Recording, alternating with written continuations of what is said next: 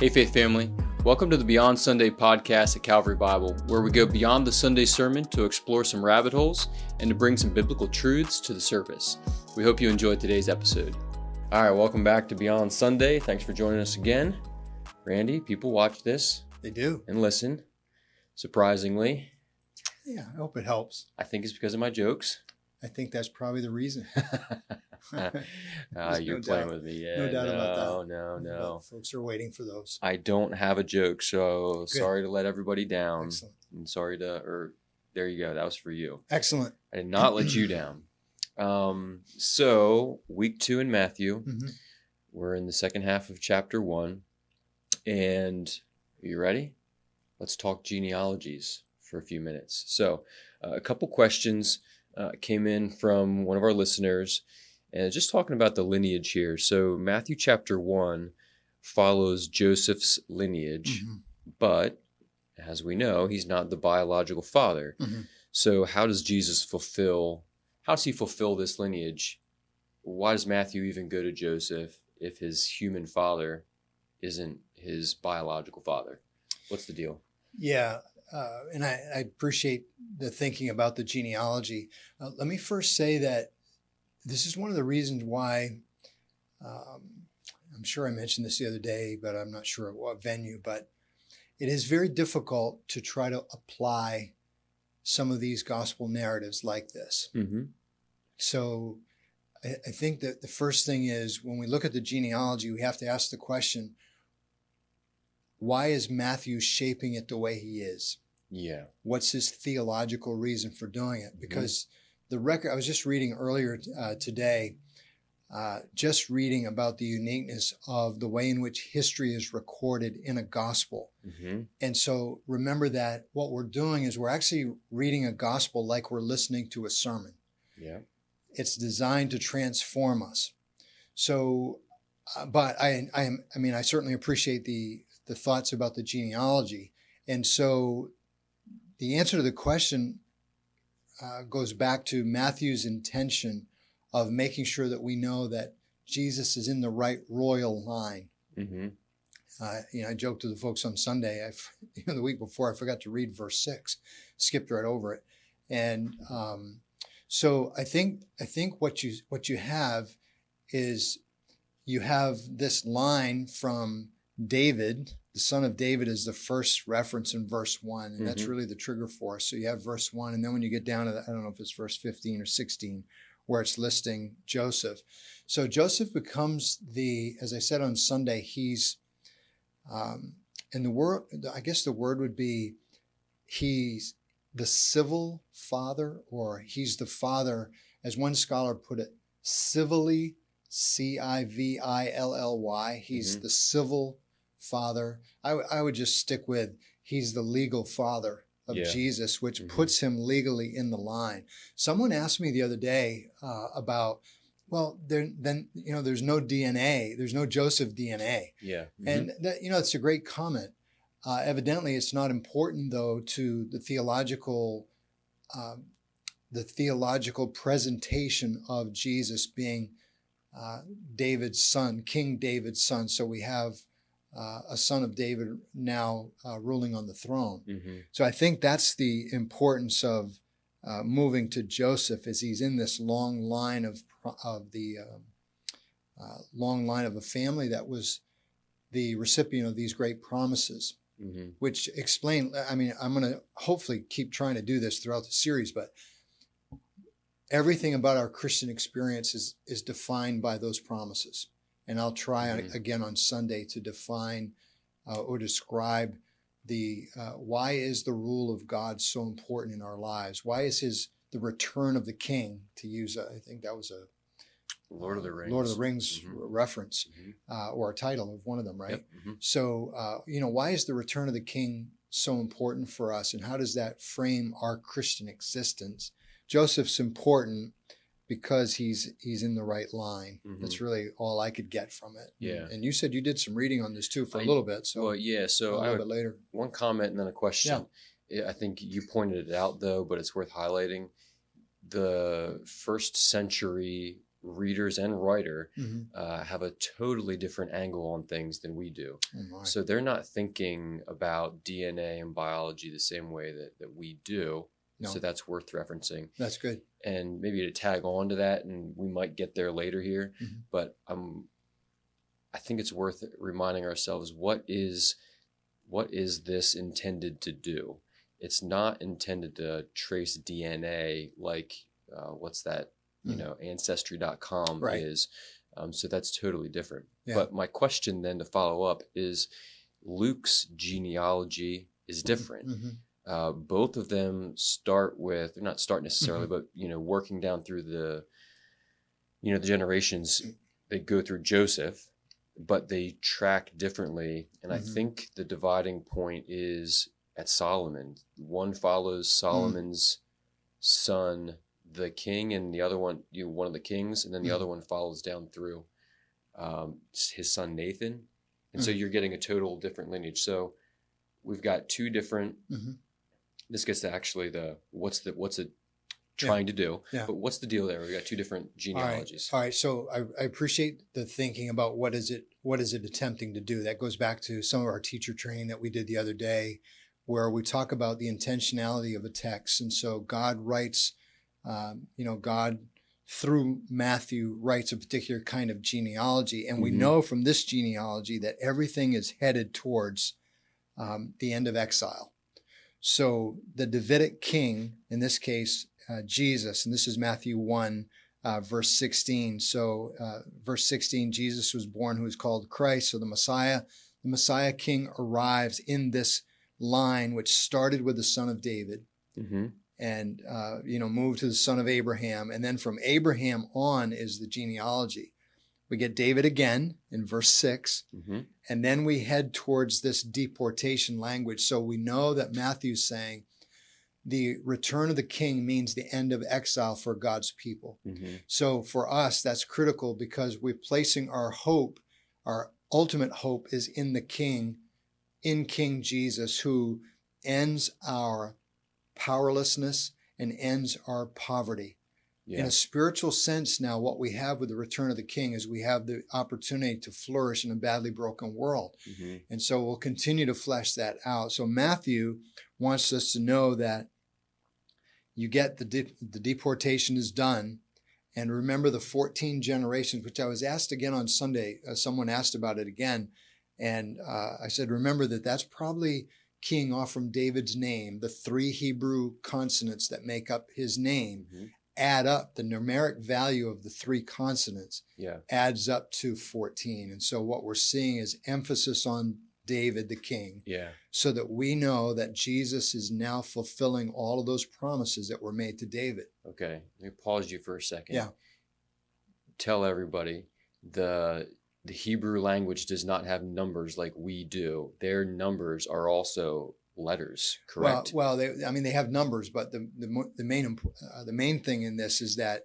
How would you write a Hebrew number? Isn't it a they letter words in the alphabet? No, they have words for them. So they don't have. So when you say the numeric value of David's name, that doesn't make sense. No, well, to put it in, how do you put it? Yeah, you'd go DVD. I'm just doing it in English, right? Because there's no DVD. If you did, that actually works. If you do DVD, the D's on either end, I think are 4. What's the math? 4, 4, and 6. What's 4, 4, and 6? 14. Good. Yes. So I couldn't remember exactly how we did this, but so you have D, V, which would be what? 6. 8, 4, 6, 4, and 4 equals 14. Yes. So the letters, the Hebrew consonants, equal a numeric value. They have a numeric value. Yeah. That's what I'm looking for. Yeah. The Hebrew consonants have a numeric they value. They do, but when I say the letter D, no one thinks of a number. They just think of the letter D. Right. But the Hebrews, these guys, Matthew, when they see the letter, the Hebrew letter for what is it? Dalet or something. Dalet, yeah. They see 4 Yep. at the same time. Yep. It's one or the other. They decipher it. And so there's a lot of Hebrew stuff going on in the Old Testament that people are like, beautiful mind kind of stuff playing around with the Old Testament. But and Russell Crowe could play Moses. He probably or was it could. Noah? He played Noah. Yeah. Did he play Noah? Yes, I think so. Did he do The Beautiful Mind too? Is that Russell Crowe? I thought. Man, this is working out. Yeah. We know what we're doing around here. We do know what we're doing. All right. So, but I think that also just points to the fact, because one of the things I think is worth pointing out is what is the Bible? What is it and what is it not? Yeah. Because our 21st century American mind, we are we're asking questions that Matthew is not trying to answer. Right. And Luke's not trying to answer.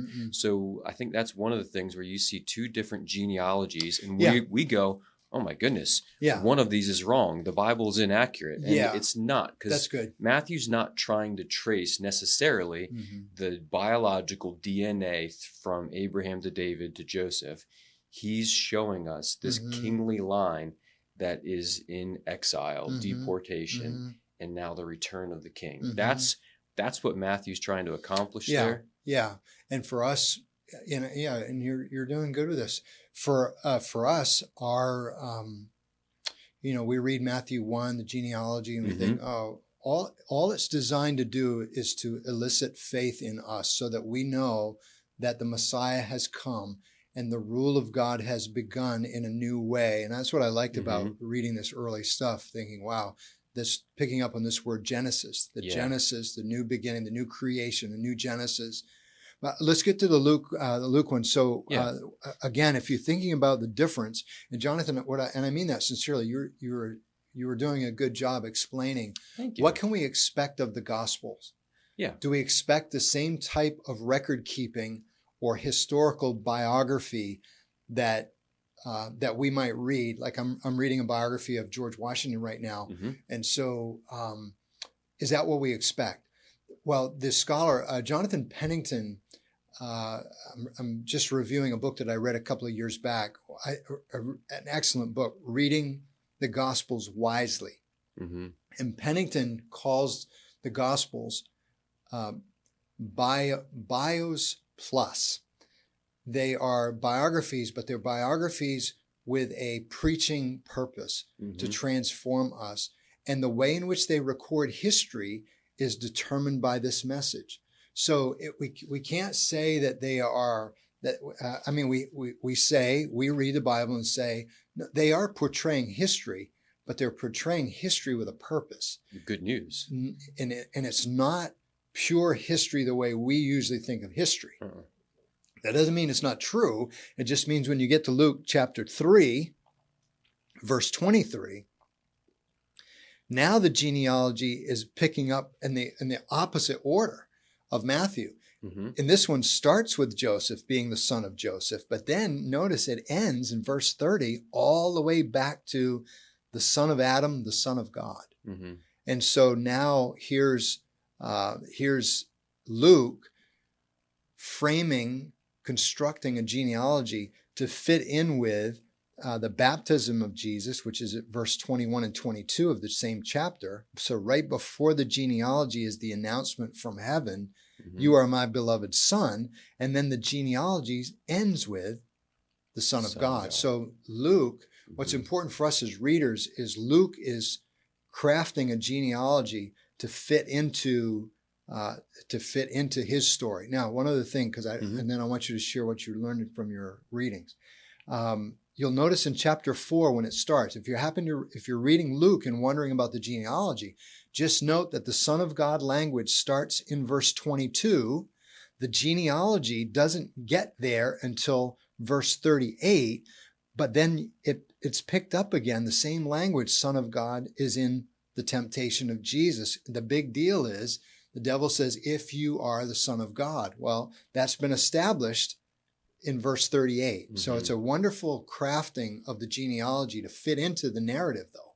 So, all right. So that's the best I can do with the difference between the two. I think those are the major theological differences. Yeah. Well, and that I think highlights the point that the Gospels are doing something. Like you said, they're eliciting faith in us.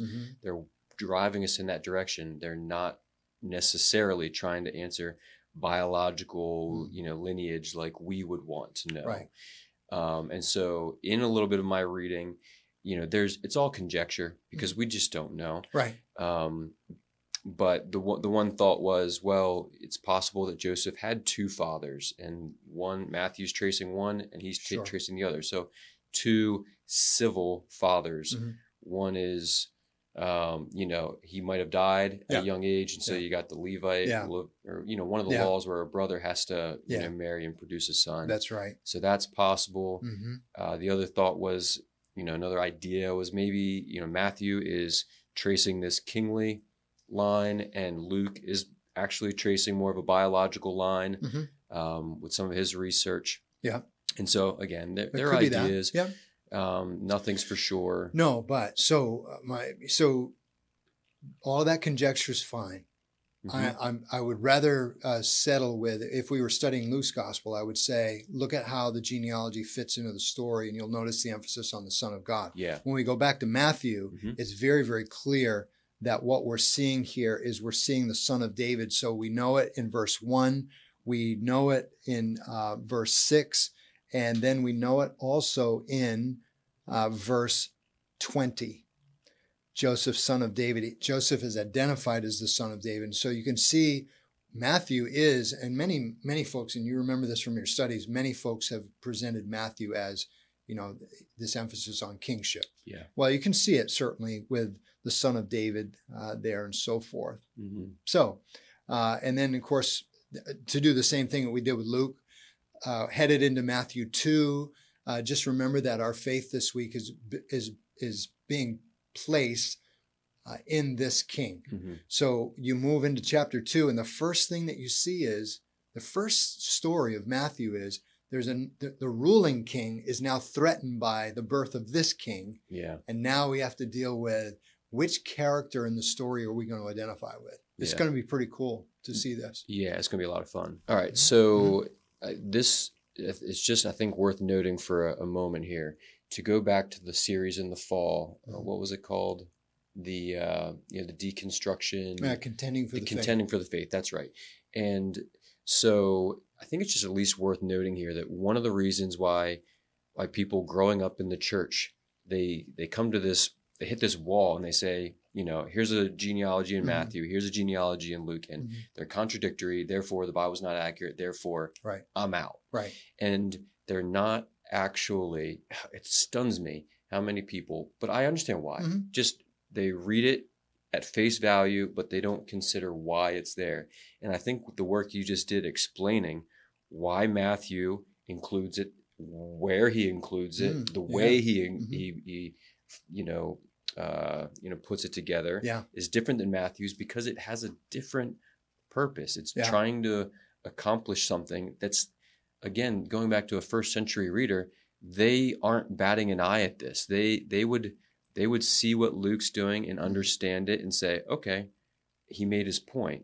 And the same with Matthew. And so I think for me and for many others, that's just a reason to, when we come across something like that, rather than just write it off as, I'm in trouble here. Yeah. To, dig a little deeper, do some deconstructing and then reconstructing in a healthy way. Yeah. And so. Yeah. You just keep asking yourself, what is the Bible? It's like one of the most foundational questions in the world, especially for our world, for us in our world here. I mean, what is the Bible? Keep asking that question, especially if you're trying to make sense of some of the data. If you answer the question, what is the Bible? If you answer that question according to its own record, then you can expect the history to be framed in a way that fits the sermon that's being preached in the scripture rather than the other way around. Yeah. So I would just answer that question. What is the Bible? It's a faith producing, faith driving text that points me to my Savior, points me to God, to Jesus. And add to that, for the purpose of transforming us into Christ-like people for his glory. And we've probably said this in the past too.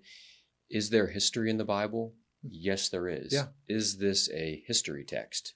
No, it's not. No, it's a as you said, it's a faith building sermon, actually, a faith building record of redemptive history that's constructed in a way that God's purposes are announced very, very clearly. But it does raise and you're bringing up a great point about, boy, we read it and we wonder what in the world is happening. Well, let's remember what it's doing. Yeah. All right. So let's head to the finish line here. We may not be close though. We'll see. So I was just thinking about what is Matthew doing in chapter 1. So Matthew is it's a narrative, it's a story. And you and I were talking about plot lines last week. And so at the beginning here is he setting up the setting of the story. As has the tension starting, he's introduced us a little bit to the plot conflict and kind of the rise in action. So you could do a couple of things, and if we were doing a class like this, I would say try a couple of options. Let's pretend it's Monday morning and we're trying to figure this out. And so the first thing is I would key off from the tension that begins with all the language about the deportation. So think about this, right? You have the promises of God to David and to Abraham from verse 1. That's the implication in verse 1. All of these promises were made to these two great patriarchs. But you come to through this story, by the time you get to the end of the genealogy, and you're dealing with deportation to Babylon. And so what happened to the promises? That's where your tension really starts. So I would take a shot at this and say the storyline, the rising action begins with the deportation language. And how can God be faithful when his people are deported? How can he be faithful when his people are still in exile? That's sort of a huge tension builder. I would start there. The next thing I would do is I would go to, and I'm not sure what else is coming, but I would go to the rest of this chapter. So in the second sermon that we did, and I would pick up on this incredible confusion, angst coming about the virgin birth. And now it's like, what? How in the world? Why did it have to be like this? Which I tried to give. I think I tried to give four reasons for why. What's the significance of the virgin birth? I think I gave 4 reasons on Sunday, and trying to do my best with this text. And in order for the Messiah to function as God with us, who can still save us, then Jesus has to be both God and perfect man. And that's why that virgin birth, this section is so critical. So I think what I would be doing, I think I would take this storyline and hold everything together with the deportation and exile language. That one of the results of the return of the King is that this unique Messiah, God-man, is able to save us from our sins. And let's watch this unfold. And what does that mean for following him? That's sort of the way I would flesh that out, the whole Gospel of Matthew. And so just continuing that line of thought with Beyond Sunday in mind, he saves us from our sins. And I believe you said this on Sunday. Yes, that is, he saves us from the condemnation that's rightfully ours due to our sin. But he also saves us from the sin, the joy robbing effects soul of destroying, sin. all of that we talked about. That's right. And then finally, you gave us Joseph, because this is really, that section is centered on Joseph. It is. And there's a go and do likewise character, a just man, which just drew my mind back to Micah 6:8 with, is God pleased by, what's actually verses 6-8. Is God pleased by, a myriad of sacrifices or lavish offerings? He's not. What does he require of us? He requires someone who does justice, who loves kindness, and walks humbly with God. And that was Joseph. So those are some good footsteps to follow. And I mean, I can't imagine being in his shoes. And I mean, are there parallels today? There's no, distinct parallel, but we're going to find ourselves in places where we're going to have to walk wisely, remain humble, and just stay just and righteous like Joseph did in a really, really tough spot. So. Oh, yeah. I mean, he's a great example for us right from the start of someone who hears a word from God and believes it. Let's just start from that. Are you able to function this week beyond Sunday, believing in the promises of God that He will do what He said? And I think the greatest promise, and I said this on Sunday night to our Care and Share group, when He's announced as Emmanuel, which means God with us, one of the great things that we can do throughout the week is just keep asking ourselves, reminding ourselves, do I believe that God in the person of Jesus is walking with me today? Do I believe that? And then what does that do for my lifestyle? Think about the stability that gives if I really believe that God is with me, keeping His promises. And what does it mean for God to be powerfully with us? And that is one of the greatest things in the world, to think that you have, here's the Almighty protecting you spiritually in the midst of a very dark world, providing for us spiritually, and often providing everything that we need. He's doing all of that, this provision and protection in a dark world. There's great stability in that. And not only the stability, but that is really, that's our ultimate hope. Yeah. That in this badly broken world, God is with us in the person of Jesus, and He's functioning as the King. Yep, that's great news. Yeah. Well, that's kind of where I wanted to wrap up. We've been a little longer in the past few weeks. So if you're still with us, thank you. Congratulations. Yeah. You made it to the end. But those are good words to take with us beyond Sunday. Are we remembering that God is with us? And are we living in light of that? Because it changes the way we go from day to day and even moment to moment. So the Lord is with you. Yes. Right. All right. Randy, thank you. Rocking a nice cardigan today. It's the first time I've had it on this winter. I couldn't believe it. I thought I better get it on. Yeah. This one. Yeah. Used to be That's one of my favorites. We're running out of days. Like, all right. We love you guys. We'll see you on Sunday, if not before. Survived roller skating last night. You did? I heard. Yeah. All right. See you guys. Thanks again for joining us on today's episode. And remember, our Sunday sermons are meant to lead us to a life of worship beyond Sunday.